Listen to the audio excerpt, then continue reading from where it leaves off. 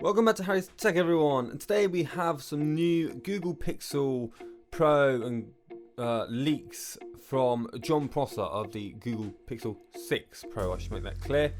And here we have the first one.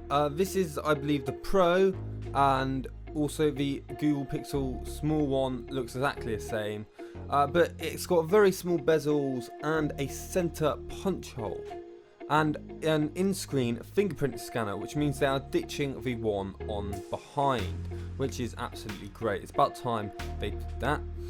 And on the next picture you can see is the Pixel 6 Pro or Pixel 6 Mini, either one, the face down, and it has a slightly curved screen which helps give it that bezel-less look. It's probably just like the S20 Ultra, which has a very slight curve. And now onto the camera bits. You can see here the Pixel 6 and the Pixel 6 Pro. The Pixel 6 has 2 cameras, while the Pro will be getting 3 cameras. Now the colours here aren't its official colours. These are just like made up ones, and so it might not look like this at all.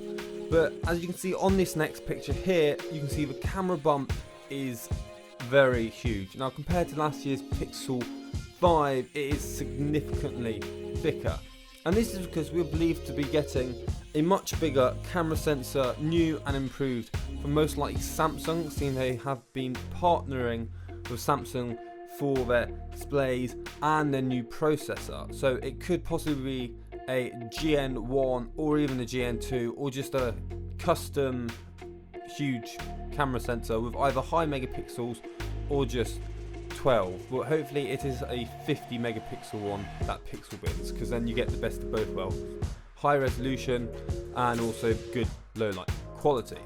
And that would also have an ultra wide and a zoom, but from this you can see it doesn't look like it will be a 5x optical periscope zoom, but these are just rendered, so it could be in real life, but let's not worry about it now.